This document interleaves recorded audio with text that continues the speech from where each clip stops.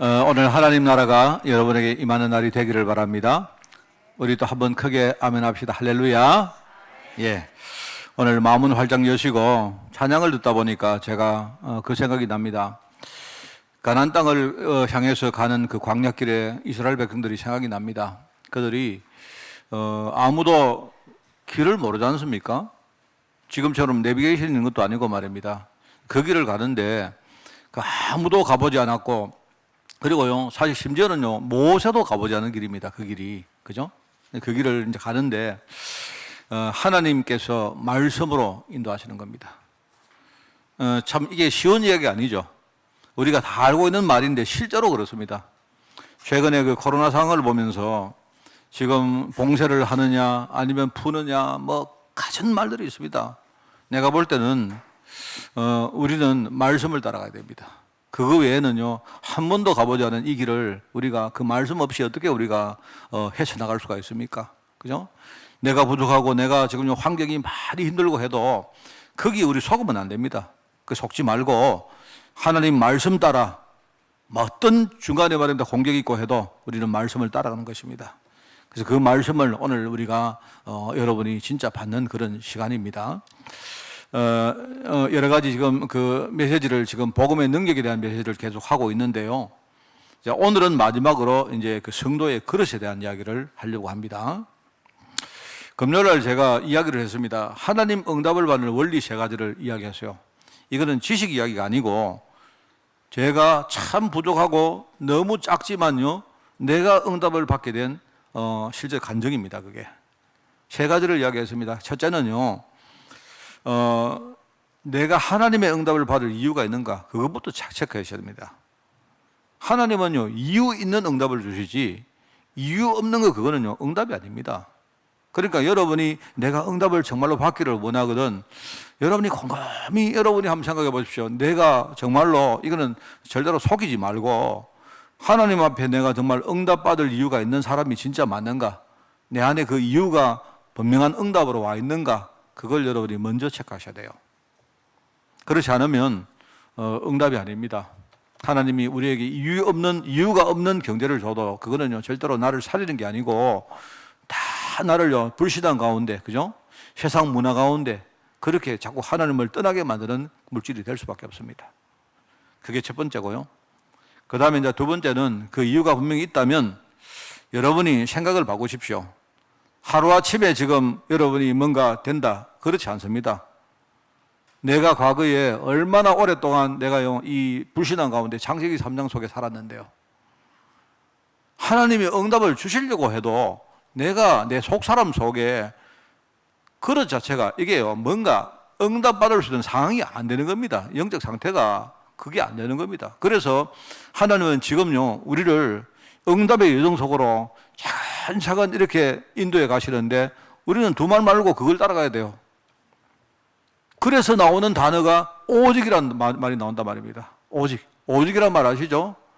이 방법을 말하는 건데, 내가 복음을 알았지만 이게 오직이 안 되면 일단은 다른 것 때문에 우리가 다른 문제를 이겨낼 수가 없습니다.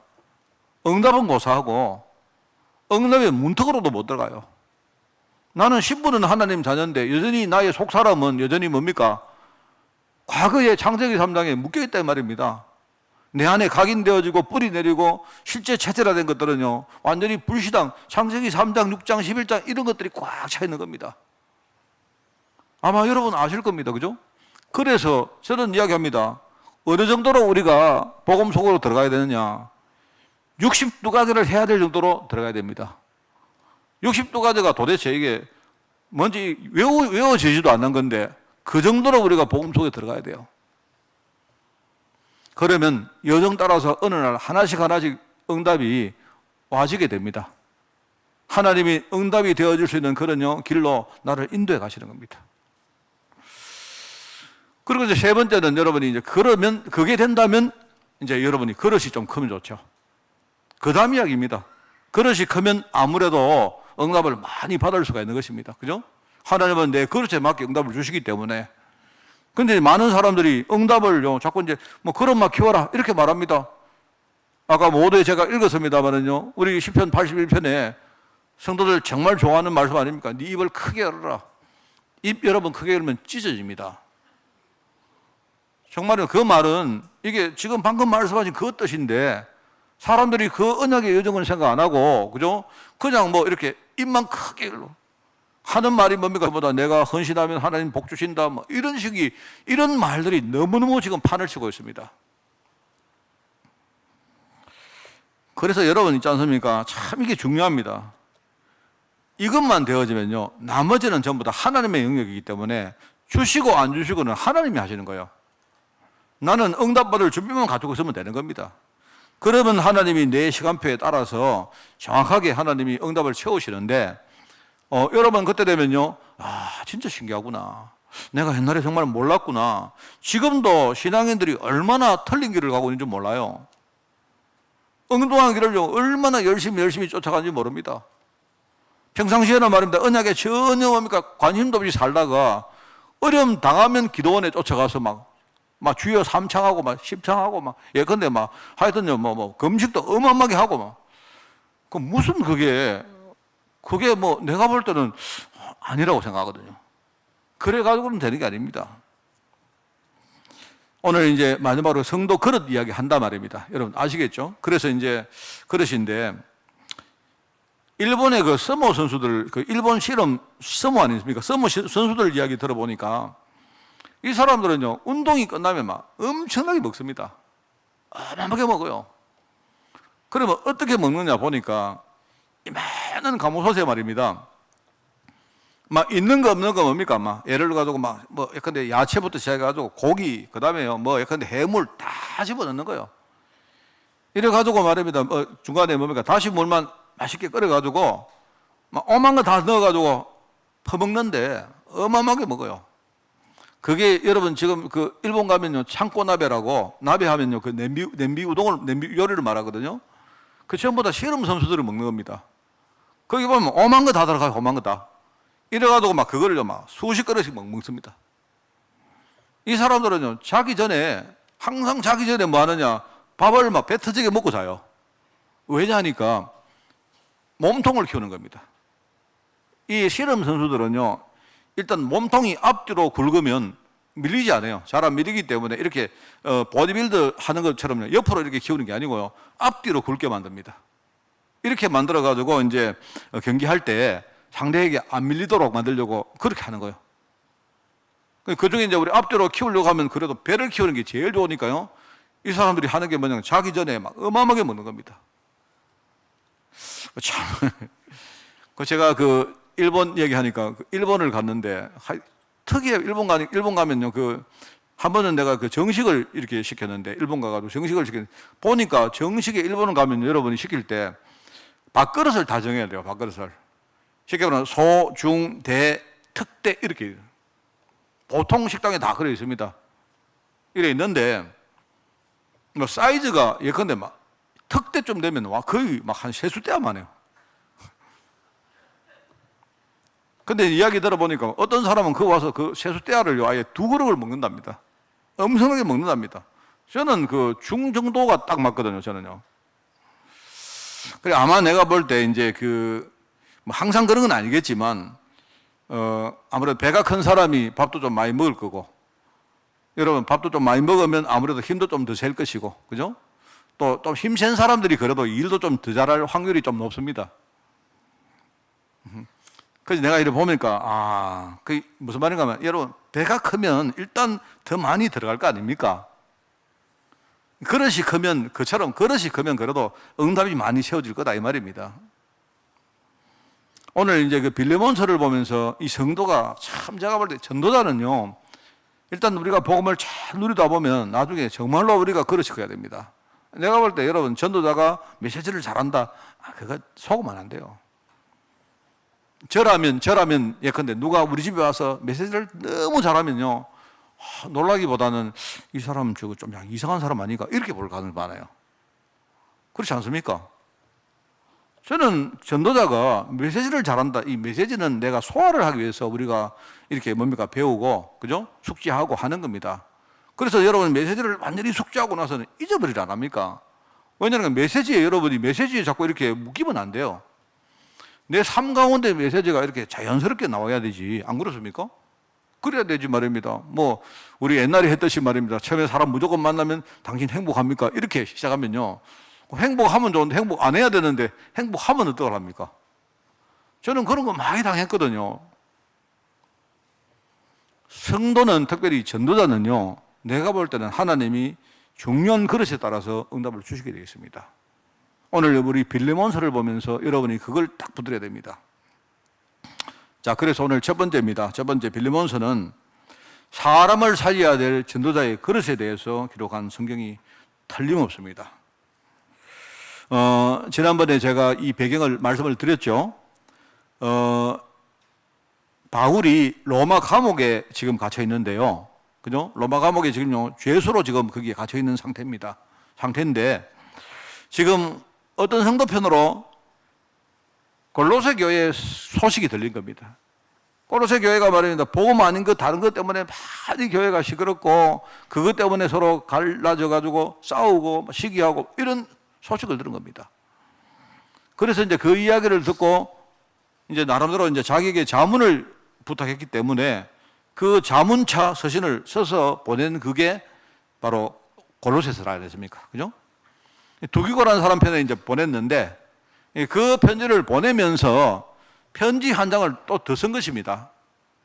그 편지가 뭔가니까요. 골로새 교회의 중직자가 한 명 있는데 그 중직자가 바로 이름이 빌레몬이라는 사람이다 말입니다. 이 빌레몬에게 이제 편지를 개인적으로 서신을 하나 적어가지고 보낸 거예요. 그 내용인즉슨 내용이 뭐냐니까 이제 사람을 한 명 딸려 보냈는데 그 사람이 누군가니까 오네시모라는 사람인데 이 오네시모는 원래 그 빌레몬의 종이었습니다. 종. 근데 종인데 이 종은 주인의 재산 아닙니까? 그죠? 마음대로 도망갈 수 없지 않습니까? 근데 이 종이 주인을 말입니다. 이렇게 도망을 간 겁니다. 그 주인의 재산을 뭔가 이렇게 좀 이렇게 훔쳐가지고 도망간 거예요. 가서 이 사람이 로마 가서 또 거기서 죄를 짓고 하다가 이제 그 가운데서 이 사람이 잡혀가지고 감옥에 또 돌아왔다 이 말입니다. 그 감옥에서 바울의 복음을 듣고 완전히 사람이 회심을 한 그런 제자가 되었다 이 이야기입니다. 그리고 이 사람을 지금 바울이 오늘 본문에 보니까 뭐라고 말하는가? 이 사람을 내가 내 옆에 둬도 좋은데 굉장히 내게 요긴하고 아주 필요한 사람이긴 한데 그런데 내가 마음이 너에게 보내서 너의 허락을 받기를 원한다. 그래서 내가 이제 보낼 테니까 이 사람을 보고 네가 이제까지 종으로 됐지만은 이제부터는 이 사람을 네가 종 이상으로 복음만의 형제처럼 돼야 된다. 이렇게 말합니다. 바울이. 그러면서 그 두기고에게 오네시모를 딸려가지고 같이 보낸 겁니다. 그때 같이 가지고 왔던 그 편지가 바로 이제 이 빌레몬서였다 이 말입니다. 여기 이제 그런 이야기죠. 쉽게 말하면 사람을 우리가 어떻게 수용하고 그 사람을 살려서 이 사람에게 정말 올바른 복음을 전하고 이 사람이 정말로 제자로 클 수 있도록 우리가 어떻게 그들을 도울 것인가, 여기에 대한 이야기를 하는 겁니다. 참 중요한 말이지 않습니까? 저는 그죠, 이 성경을 이렇게 여러 번 읽어봤습니다만 읽으면서 참 제 마음에 이렇게 그 와닿는 게 몇 가지 있어요. 그게 뭔가니까 바울이 이런 말을 합니다. 내가 그냥 네가 어떻게 할 줄 알지만 그냥 이 친구를 내가 쓰면 되겠지만 또 내가 그냥 이 친구를 내게 이렇게 보내라, 내가 이렇게 이 친구를 쓰겠다 하면 분명히 네가 승낙하겠지만 어쩌면 이게 억지로 네가 그렇게 하는 게 안 될까, 그게 걱정된다 이 말입니다. 내가 억지로 하는 게 아니고 네가 자유로 그렇게 할 수 있도록 내가 오늘 이 편지를 보내는 것이다, 이렇게 쓴 거예요. 바울이 굉장히 인격적이죠, 사람이. 그러면서 이 바울이 이런 이야기 합니다. 바울이 네가 나를 동역자로 안돼, 이제 지금부터 이 사람을 영접해서 내게 하듯이 해라. 만약에 이 사람이 불의를 저질렀거나 혹시 네게 어떤 소원을 빚진 것이 있으면 내가 너에게 계산하겠다, 이렇게 해요. 제가 그 이야기를 하려고 하는 게 아니고 그 다음에 19절에 보면 이렇게 나옵니다. 나 바울이 친필로 선다. 내가 친필로 서노니 내가 갚으려니와, 이렇게 나와요. 그게 뭔 말인가 내가 설명했죠. 바울은 이 사람이 굉장히 이 눈 자체가 안 좋았기 때문에 편지를 쓸 때 자기가 친히 쓰지 않았습니다. 주로 이제 더디오 같은 이런 사람들이 대필을 했어요, 대필. 바울은 이렇게 불러주고 대필을 했어요, 대필을 해가지고 편지를 써서 이렇게 보냈는데 근데 바울이 이제 대비를 하다가 보자. 이 구절은 내가 친히 서겠다. 내가 반드시 내가 너에게 갚겠다. 이런 말로 내가 친필로 여기 기록을 한다. 이렇게 자기가 쓰는 거예요. 아마 편지를 보면 아마 이제 글자체가 좀 달랐겠죠. 바울의 글자체하고 달랐을 가능성이 많습니다. 그래서 내가 보면서 참 이 바울이 사람이 굉장히 신실한 종이고 내가 볼 때는 굉장히 사람이 이렇게 인격적인 사람이구나 라는 걸 참 느낍니다. 그러면서 너는 분명히 내가 여기에 나옵니다. 네가 내게 순종할 것을 내가 분명히 확신하기 때문에 내가 이렇게 썼다.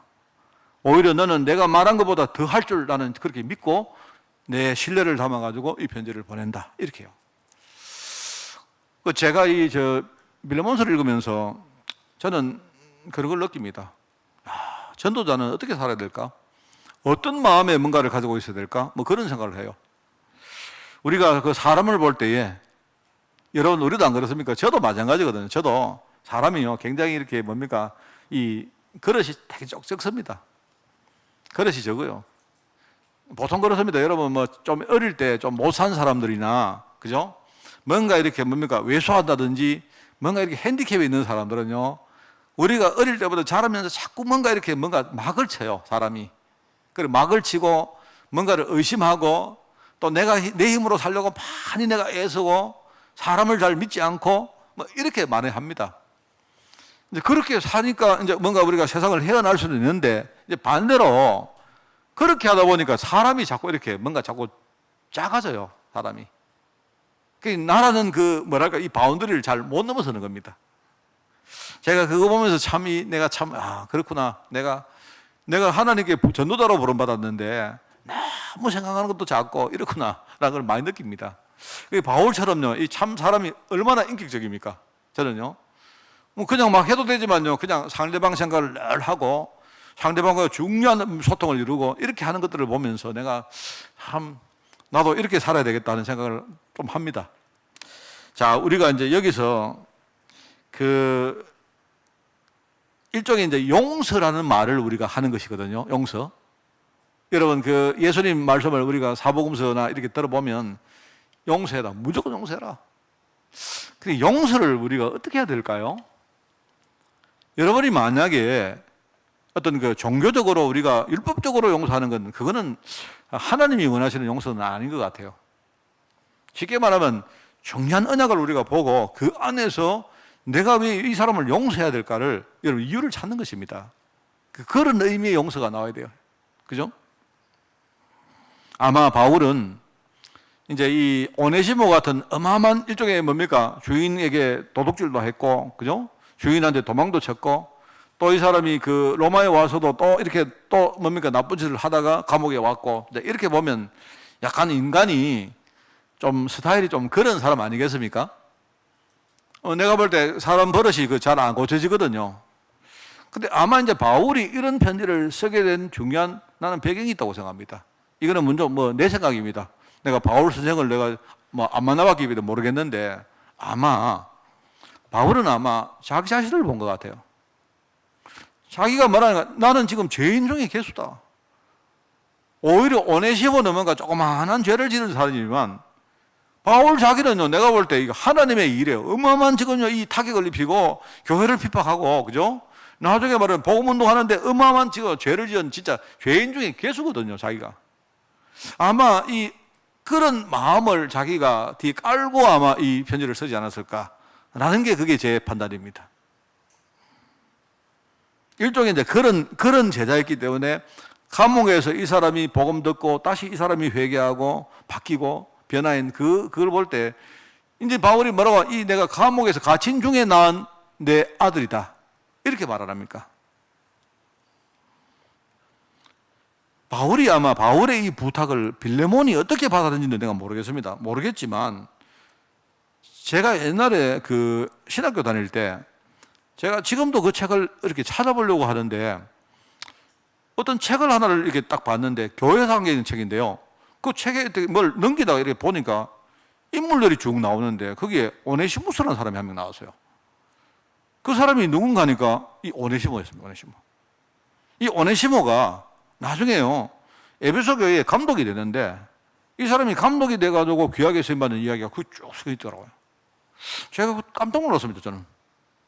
오네시모를 사람들이 잘 모르는 사람입니다. 여러분 잘 못 들어본 사람 아닙니까? 그죠?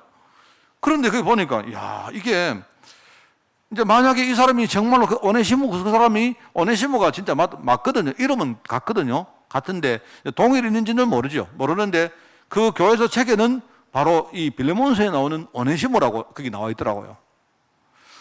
제게는 굉장히 충격이었습니다, 제가. 오네시모가, 야, 이 사람이, 그러면 중간에 그 빌레몬이 이 사람을 어떻게 받아들인지는 우리가 모르죠. 기록이 안 나와서 모르는데, 그런데 만약에 이 사람이 정말 그렇게 중요한 제자가 됐다는 그거 하나만 볼 때는요, 야, 이게 한 사람이 이 사람을 용납하고 인격적으로 대해주고 이 사람을 정말 제자로 파송하고 이런 과정들이 정말 어마어마한 큰 사역과 이게 연결된 거 아니겠습니까? 만약에 그렇다면. 그러니까 한마디로 말하면요, 이 빌레몬서는 그냥 이게 아주 짧은 기록입니다. 빌레몬서는 아까 개인에게 주는 서신이기 때문에 그냥 아주 짧은 기록이에요. 짧은 기록인데 사람을 우리가 어떻게 진단하고 어떻게 사람을 우리가 수용할 것이고 하나님이 내게 맡긴 사람을 어떻게 내가 최선을 다해서 치유하고 해야 될 것인가에 대한 중요한 어떤 답을 기록한 성경이 아닌가 그렇게 생각합니다. 그래서 저는요, 사람을 어떻게 진단할까? 항상 언약의 눈을 가지고 진단해야 됩니다. 여러분이 그거 기억하셔야 돼요. 우리가 벌써 우리 버릇이, 우리 체질 자체가 사람을 굉장히 우리가 세상적으로 보는 체질이 많이 돼 있기 때문에요. 언약의 눈을 가지고 자꾸 우리가 사람 보는 눈을 안 바꾸면 이게 잘 안 돼요. 교회에서 우리가 많은 성도들끼리 우리 갈등하는 이유가 뭐냐니까 내가 볼 때 조금 어떨 때는 언약의 눈을 가지고 사람을 보면 완전히 달라 보이는데 각도가 달라 보이지 않습니까? 이런 게 많은데요. 그런데 그게 잘 안 되다 보니까 이제 눈에 보이는 것 가지고 자꾸 우리 판단하거든요. 언약의 눈을 가지고 인간의 근본을 딱 진단하면요, 그러면 여러분 결론이 완전히 다르게 나옵니다. 저는 정말 부족한데 하나님께 정말 감사한 것 중에 몇 가지 중에 하나가 이겁니다. 제가 목회자가 되면서 그죠? 참 율법적이고 뭐라고 제 나름대로 나라는 어떤 그게 굉장히 강했던 사람입니다. 저는 제 사상과 저의 철학과 뭔가 제 생각이 좀 분명한 그런 유형의 사람이긴 한데, 그런데 목회자가 이렇게 되다 보니까 그렇게 내가 보이는 대로 할 수가 없는 게 참 많았어요, 제가. 근데 결과적으로 내가 나중에 보니까 그게 내게는 굉장히 축복이 되는 경우가 많습니다. 저는 목회자가 되어서 이렇게 좀 하나님께 드리는 감사 중에 하나가 그겁니다. 내가 굉장히 많이 바뀌게 됐구나. 물론 내 직분 때문에 어쩔 수 없이 그렇게 한 것도 많이 있습니다만요. 그렇게 하다 보니까 내가 오히려 많이 바뀐 게 많아요. 우리가 사람을 제대로 진단하면요, 그러면 답은 나오는 거 아닙니까? 나오지 않습니까? 아, 저 사람이 왜 저렇게 이상한 사람인가 하니까 그 인간의 근본이 저렇구나. 저럴 수밖에 없구나. 그렇다면 하나님이 저 사람을 내게 붙인 이유는 내가 저 사람에게 바른 길을 인도해 주라고 그렇게 하나님께서 나에게 붙인 거 아니냐? 이 답 나오죠. 그러면 우리가 그 사람에게 바른 길을 인도해 주려고 하면요, 일단은 내가 그 사람을 내가 마음을 활짝 열고 그 사람의 모든 것이라 했습니다. 모든 것을 여러분이 그 사람 수용을 해야 돼요. 요거는 수용하고 요거는 안 되고 요거는 절대 안 되고 이래가지고는 절대 그 사람을 못 살립니다. 인간의 영혼을 수용한다는 이 말이 얼마나 참 감사한 게 모르죠. 그러면서 우리가 열린 마음을 가지고 인간의 영혼을 우리가 수용을 하면, 그러면은 우리가 그때부터는요, 하나님께 믿음으로 맡기고 기도해주고 우리가 그 사람에게 정말로 신실한 마음 가지고 우리가 섬기는 거죠. 섬기는 거. 그죠? 우리가 그 사람을 섬기면서 내가 그 사람을 바꾸는 건 아니잖아요. 내가 바꾸는 건 아니지만 하나님이 그 사람을 바꿀 수 있도록 내가 뭔가 발판을 만드는 거 아닙니까? 그러면 우리가 인간의 문제를 치유한다 할 때 내가 치유하는 게 아니기 때문에 내가 열린 마음을 가지고 그 사람의 영혼을 내가 수용하고 내 자신이 지속적으로 그 사람을 위해서 기도해주고 하면 되는 겁니다. 그런데 그 일을 하려고 하면요, 힘이 없으면 절대로 안 돼요. 영적 힘이 없으면 내가 그걸 할 수가 없습니다. 사람이요, 시시각각 바뀌고, 저도요, 경험 엄청 많이 했습니다. 복음 전해서 그 사람을 막 섬기고, 뭐 내 나름대로는 말입니다. 뭔가 내게 참 귀한 것을 내가 이렇게 뭔가 베풀기도 하고 했는데, 이 사람이 처음에는 말입니다. 뭐 이렇게 입에 혀처럼 말입니다. 이렇게 하다가 갑자기 마음을 바꾸고, 이런 경험들을 너무 많이 했어요. 그걸 한두 번 하다 보니까 일단 내가 상처를 받고, 내가 이상하게 사람을 보는 이 어떤 막들이 자꾸 생기는 거 있죠. 이게 뭐냐니까 내게 영적인 힘이 없다는 말입니다. 우리가 그 사람을 끝까지 우리가 섬기려고 하면 힘이 있어야 돼요. 그게 바로 오늘 우리 빌레몬서에서 말하는 전도자의 그릇을 말하는 거다. 참 중요하죠. 자, 그러면 목사님 알겠습니다. 저도 참 이렇게 되기를 원합니다. 언약의 눈으로 우리가 사람을 보고, 내가 열린 마음으로 사람을 내가 이렇게 품고, 그죠? 내가 그 사람을 지속적으로 영적인 힘을 가지고 내가 지속적으로 섬기고 도우겠습니다 했는데, 여기에 내가 여러분들에게 중요한 하나의 어떤 팁을 드리면요, 그게 두 번째입니다. 사람을 볼 때에 그냥 여러분이 그냥 뭔가 딱 보이는 걸로 보지 마시고 흐름을 가지고 사람을 쭉 봐요. 흐름을 보라. 흐름. 전도의 흐름이란 그걸 딱 보면서 그 속에 여러분이 어떤 사물이나 사건이나 여러분이 사람을 딱 보면, 그러면 어마어마하게 여러분이 뭔가 생각이 달라지고 나도 모르게 내가 전도자의 그릇을 갖춥니다. 여러분, 이 말을 여러분이 어렵습니까? 어렵게 판단하면 안 돼요. 잘 들어보셔야 돼요. 전도자가 세상의 모든 사물과 사건과 사람을 우리 순간 보이는 것으로 판단하면요, 큰 실수를 합니다. 반드시 그렇습니다. 왜냐니까 여러분, 사물도 바뀝니다. 늘 바뀝니다. 사물도. 지금 이제 겨울이 오니까 나무가 점점요, 이렇게 뭡니까? 메말라가고 시들어가고 뭔가 어수선하게 보이고 그렇잖아요. 항상 그런 게 아닙니다. 조금만 지나면요, 저기에 싹이 나오고 나중에 막 열매가 막 맺고 꽃이 피고 막 이래 됩니다. 나무만 그런 게 아니고 모든 세상의 사물은요, 그래요. 사건도 그렇습니다. 사건. 여러분이 내가 살아가다가 어떤 문제를 딱 당했는데, 아이고 큰일 났다, 나는 죽었다, 내 인생은 끝났다, 절대로 그런 거 없습니다. 흐름을 보라. 이 말이 뭔 말 알겠습니까? 흐름이란 말은요, 하나님은 지금 이 어떤 사건을 통해서 뭔가를 하나님이 전개를 시켜 나가는데, 그거를 쭉 보면 당장은 내가 힘들다, 큰일 났다, 나는 절대로 안 된다, 이렇게 판단 났지만 조금만 여러분이 지나가 보면요, 그렇지 않습니다. 절대로 그렇지 않습니다. 제가 만약에 내 인생에서 어떤 내가 어려움을 딱 당했을 때, 그때는 내가 흐름이라는 단어를 생각 못 했을 텐데요, 근데 내가 그때 눈에 보이는 거 가지고 판단을 해버렸으면 아마 굉장히 낙심하고 좌절하고 거기서 내 인생을 끝냈을 겁니다. 그런데 하나님이 참 너무 감사하게도요, 거기서 내가 뭔가 이렇게 묶이지 않고 이제 다른 걸 볼 수 있도록 하나님이 열어줘. 다른 걸 보니까 이게 안 그런 거 있죠. 이 사건이 그냥 이게 어떤 그런 사건이 아니고 하나님의 중요한 계획이 그 안에 있더라고요. 저는 그거 붙들었습니다. 너무너무 다행스럽게 그것 붙들었는데, 나는요, 이거구나. 이거 아니고는 나 이제 더 이상 이 문제 해결할 방법이 없구나 생각했는데, 제가 그래서 내가 흐름이란 말을 굉장히 저는 중요하게 생각합니다. 흐름, 그렇구나. 우리가 이게 쭉 보야 돼요. 여러분이 사람을 딱 봐도 그냥 보이는 대로 보지 마세요. 그 사람이 지금은 오네시모일지라도 나중에 그 오네시모가 에베소 감독 오네시무스 같이 될 수 있다니까요. 그렇습니다. 항상. 여러분, 사물도 사건도 너무 변하는데, 하물며 여러분, 사람은요, 어제 다르고 오늘 다른 게 사람입니다. 절대로 여러분 사람을 그냥 그려보면 안 돼요. 저 사람이 지금은 저렇지만 조금만 저 사람 복음 들어가고 하면요, 어마어마하게 사람 달라질 수 있고, 하나님의 그 사람 뒤에 있는 역사가 지금은 안 보이지만 나중에 어마어마한 역사를 우리가 찾을 수가 있습니다. 그 여러분이 그거 찾으려고 하면 멀리 갈 거 없습니다. 집에 가시거든 거울 앞에 가 여러분 자신을 보세요. 내가 옛날에 정말로 너무너무 이랬는데 하나님이 나를 이렇게 만들었구나. 그거를 볼 수 있다면 여러분 지금요, 전도라는 흐름 속에 많은 것을 좀 찾고 있는 것입니다. 그래서 이야기 안 합니까? 모든 것을 우리가 전도의 흐름을 가지고 보면요, 일단은 보이는 각도가 달라져요. 각도가 달라집니다.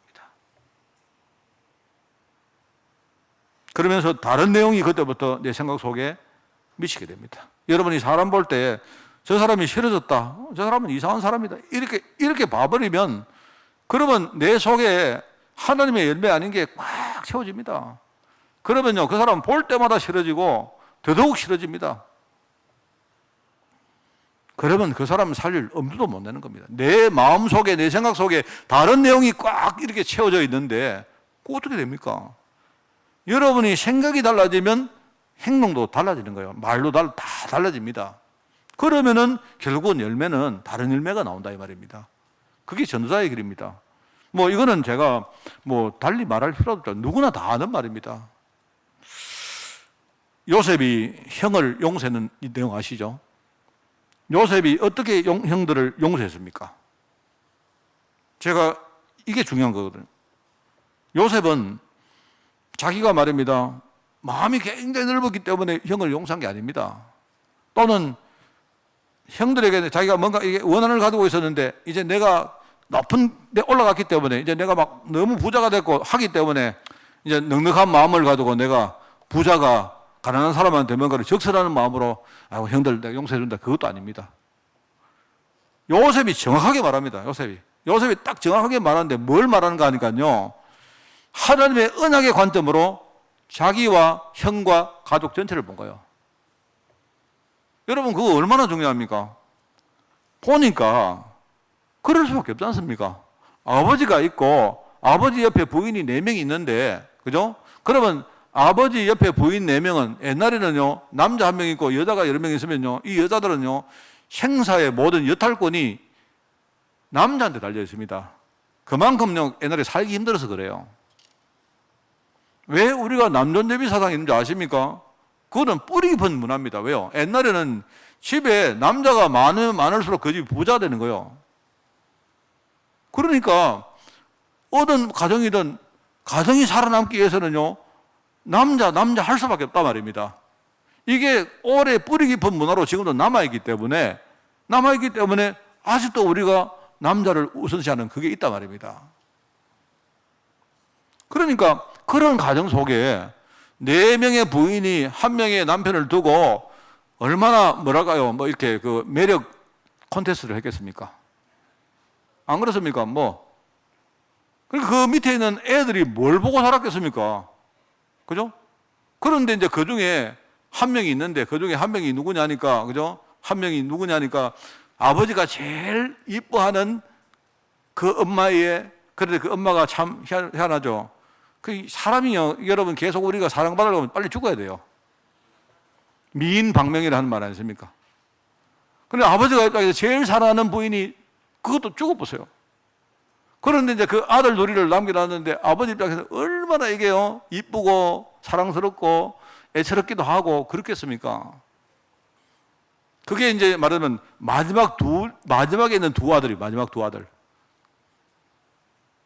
그렇단 말입니다. 그러니까 아버지가 맨날 말입니다, 이 요셉한테 좋은 입 입히고, 그죠? 맨날 말입니다, 뭐 그냥 이렇게 안 했겠습니까?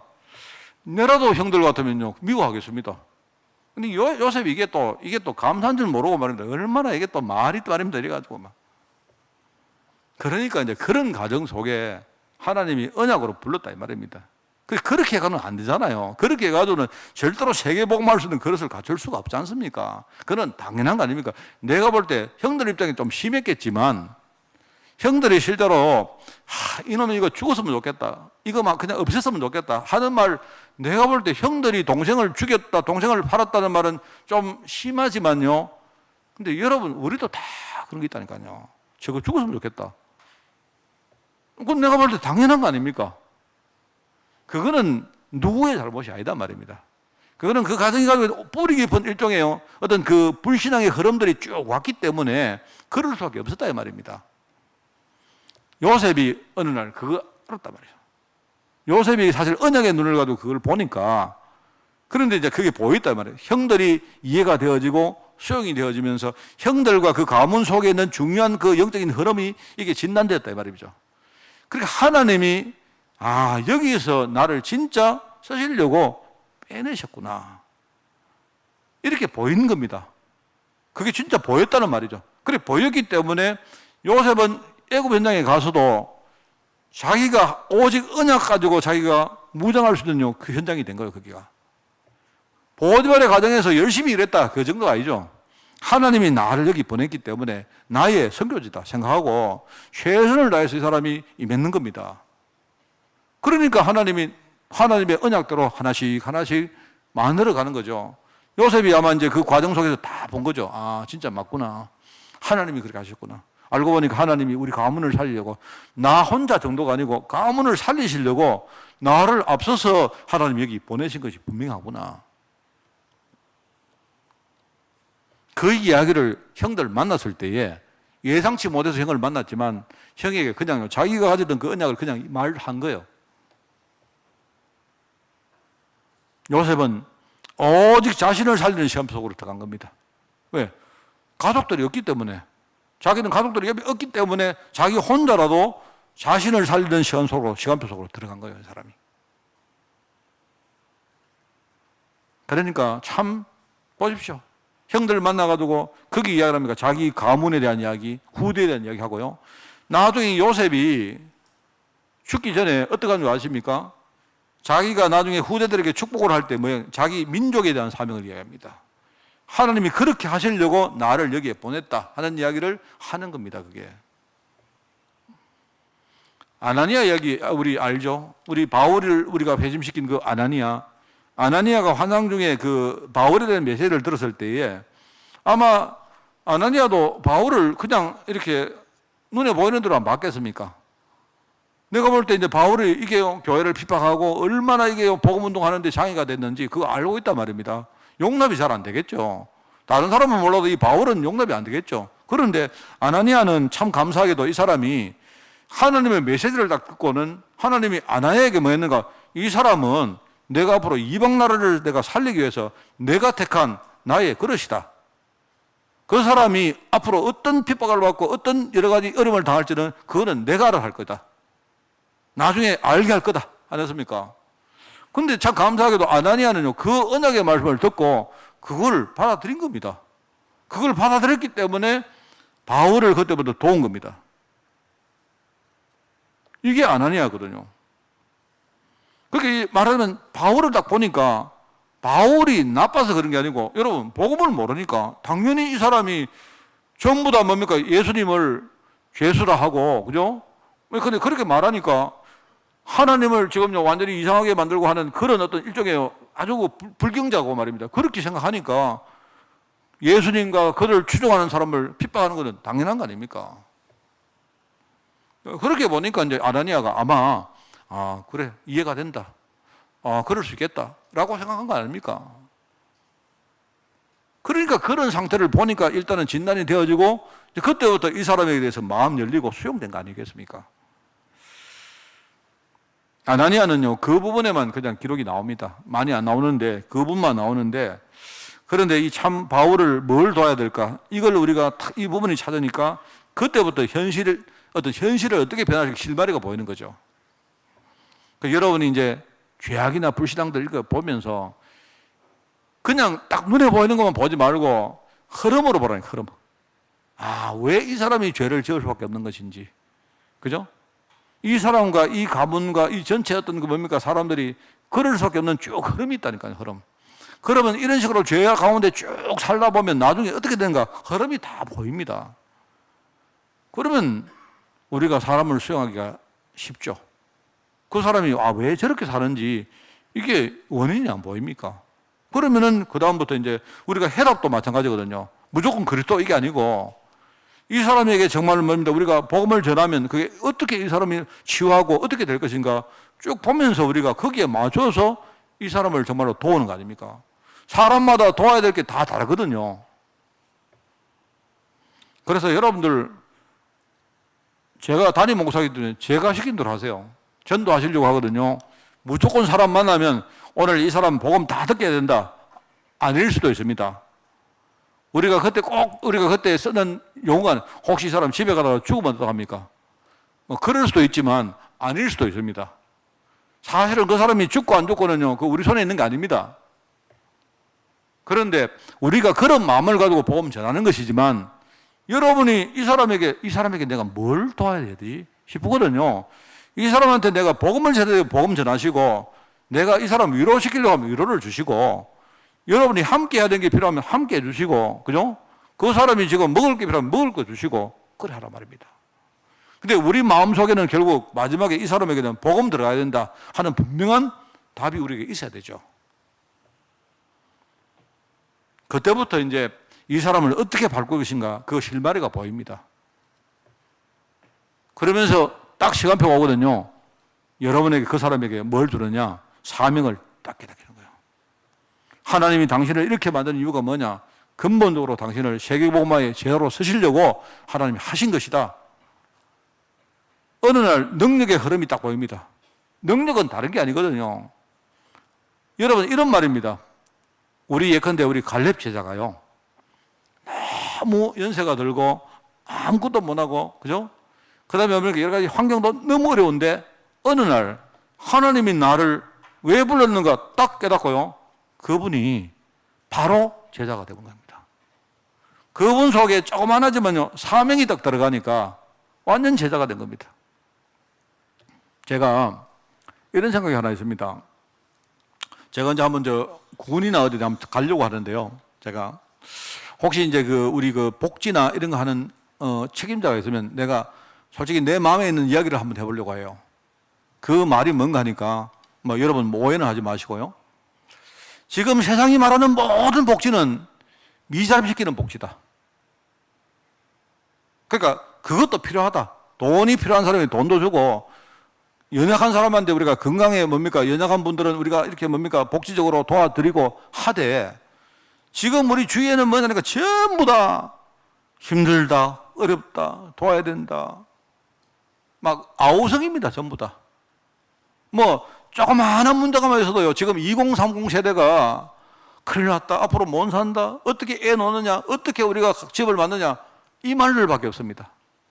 집도 도와주고 우리가 육아도 도와주고, 그죠? 다 도우는 건 도우는데 문제는 뭐냐니까 우리 교회는 뭘 해야 되느냐, 그게 아니고 이 사람들 생각 속에 자립에 대한 중요한 메시지를 줘야 돼요. 뭔 말이 하겠습니까? 제가 이런 생각이 있습니다. 만약에 지금 열린 우리 군수님이나 열린 예컨대 우리 업장님이라도 계시면 내가 그분에게 당신들 하시는 걸 하시라고 하시는데, 우리가 조금만 같이 이렇게 해보자. 그럼 당신들은 뭐냐니까 이분들에게 케어해 주고 하되, 우리는 영적으로 정신적으로 이분들에게 자립심을 내가 심겠다. 신앙을 가지고 한번 해보는 게 어떻겠느냐. 나는 그런 마음이 있습니다. 지금 여러분이 나가면 신문 기사를 보고 뉴스를 보고 무슨 유튜브를 보세요. 전부 다 뭐냐니까 우리 혼이 말하는 어르신 하면서 전부 다 케어하는 겁니다. 우리 교회 우리 갈렙 제자들은 그게 아닙니다. 저는 여러분은요 제일 당당한 자립할 수 있는 제자로 일어서셔야 돼요. 그 말은 돈도 필요 없습니다. 이 말 하는 게 다 받으세요. 받으시고 하는데, 지금 점점 가는, 내가 보니까요 방향이 하나님 전혀 모르게 가고 있어요. 하나님 전혀 모르게. 사람들이 점점 모릅니다. 국가에 기대고 사회에 기대고 있는 사람한테 기대고 맨날 이렇게 하다 보니까 이제는요 젊은 사람들까지도 전부 다 기대입니다. 10만 원 주면 10만 원 또 해줄게. 저축하면 저축해줄게. 저축 받으세요. 받지 말라는 게 아니고. 우리 교회가 뭘 해야 되겠냐. 이 생각이 너무 진짜 내 마음속에요. 그래서 제가 이제 산에 갔다가, 저 사실 매일 산에 가거든요. 산에 갔다가, 사실 지난주 내가 목요일은 4시 몇 분에 금암산을 올라갔습니다. 올라가다가 길을 못 찾아가지고 그랬는데, 입곡공원에 갔는데요. 우리 시화전을 하는데, 어제 내가 우리 사모하고 다 이야기했습니다. 시화전을 하는데, 그게 이제 연세가 많은 분들이, 우리 하만에 보니까 문해 교실이라는 교실이 있더라고요. 나는 그건 뭔지 몰랐는데, 거기에 어르신들이 80몇 세대 이런 어르신들이 시를 썼는데, 내가 문법도 안 맞고요. 맙시보다 엉망이고, 그래요. 약간 그런데, 나 그거 읽어보다가, 깜짝 놀랐습니다. 이분들이 우리가 조금만 도와주면 이분들 속에 뭔가 많은 잠재력이 있구나. 내가 볼 때. 한 번도 배워오지 못하고 한 번도 뭔가 누가 가르침을 받지 못하고 뭔가를 이루어보지 못한 분들이 내가 볼 때 너무 많은 거예요. 너무. 그거는 내가 볼 때 큰 돈도 안 납니다. 돈도 안 납니다. 내가 볼 때는. 이런 분들에게 삶의 이유를 이야기해주고, 그죠? 물론 세상에서는 복음 아닌 것 가지고 하겠죠. 근데 복음 안에서 이분들이 진짜요, 내 인생의 의미, 내가 남은 인생이 만약 1년이 되든 10년이 되든 나는 정말로 앞으로 내가 정말로 내가 도움받는 사람이 아니고 우리 교회와 성도와 후대를 위해서 내가 기도해드리고, 그죠? 이렇게 할 사람이다 라는 분명한 의식을 가지고 서시면 돼요. 저는 거기에 대해서 더 이상 저는요, 좌고우비는 안 합니다. 저는. 우리 교회는 그거 해야 된다. 우리 갈래 공동체는 앞으로요, 그게 중요하게 세임받는 우리 공동체 될 것이다. 제가 그거 보면서요, 어떤 그 80몇 세 되는 분이 시를 썼는데, 근데 그 시 앞에 한 10분 있었습니다. 어떤 시를 썼는가 내가 얘기하겠습니다. 하여튼 정확하진 않는데, 나는 코로나가 밉다. 그 내용이 뭐냐니까 이랬었어요. 코로나가 때문에 아들하고 밥도 못 먹고 아들도 안 오고 밥도 못 먹고 어디 댕기지도 못하고 뭐하고 저하고 손자도 못 보고 하면서. 근데 뭐라고 하는가 이분이 코로나 지는 막 돌아다니면서 나는 코로나가 믿어요. 야, 한 80, 70였는가 그분이 그렇게 쓰는 거죠. 참 내가 가슴이 되게 뭉클했습니다. 사람들은요, 눈에 보이는 대로 판단하는데 그렇지 않습니다, 여러분. 어르신들이 연세가 많고 하니까 그렇지 않아요. 물론 연세가 많으면 여러 가지 핸디캡이 많습니다. 그건 사실입니다. 우리도 다 그렇게 돼요. 그렇지만은 끝까지 우리가 정신을 바짝 차리고 내 마음속에 하나님 언약을 채워 넣어서 믿음으로 살아가면요, 하나님이 그 한 사람 제자 통해서 지금 많은 일을 하나님이 준비해 놨다니까요. 그렇지 않습니까? 우리가 지금요, 이걸 찾아내면 돼요, 지금. 그러면 우리가 전도할 수 있는 많은 것을 지금 우리가 다 줄 수가 있는 것입니다. 오늘 우리 말씀을 안디옥 교회 이야기하고 마치겠습니다. 이야기하다 보니까 개인적인 이야기를 좀 했는데, 안디옥 교회가 받은 성교 응답은 전부 다 전도자 그릇을 갖추면서 받은 것이고 회복된 것이다. 꼭 여러분 명심하시기 바랍니다.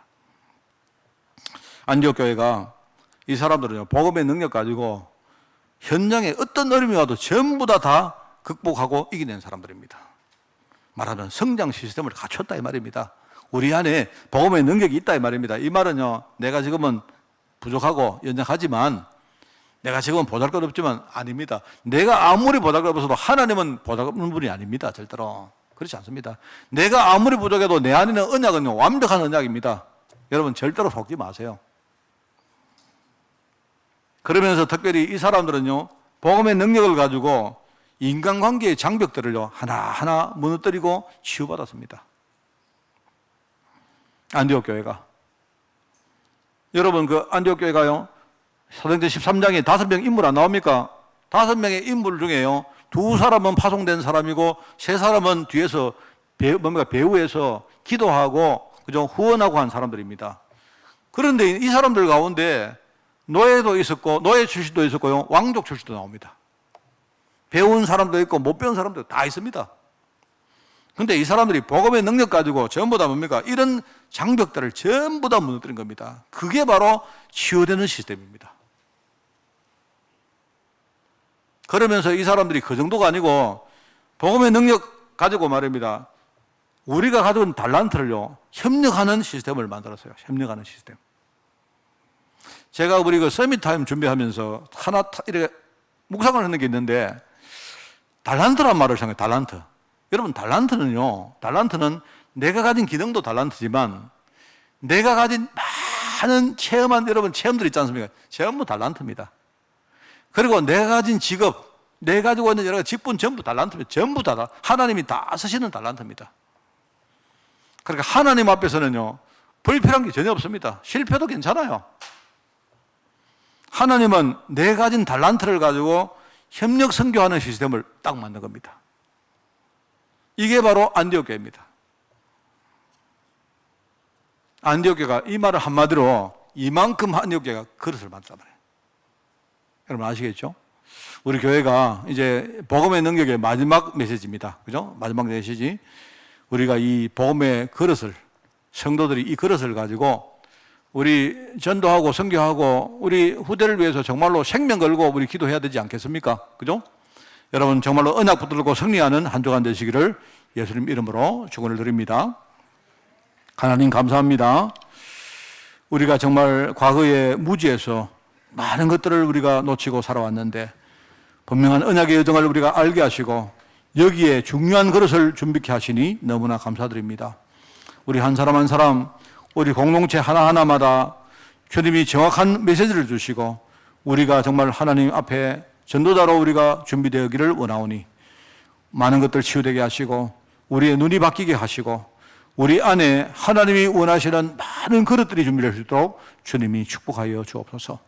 하나님 그렇지만 우리가 너무나 부족하기에 하나님의 은혜를 이 시간 우리가 간구합니다. 우리는 잘 되지 않지만 하나님이 은혜 가운데 되게 하실 줄 미사오니 믿음으로 이 여정을 갈 수 있도록 모든 죄종들을 축복하여 주옵소서. 감사드리오며 예수님의 이름으로 기도드리옵나이다. 아멘.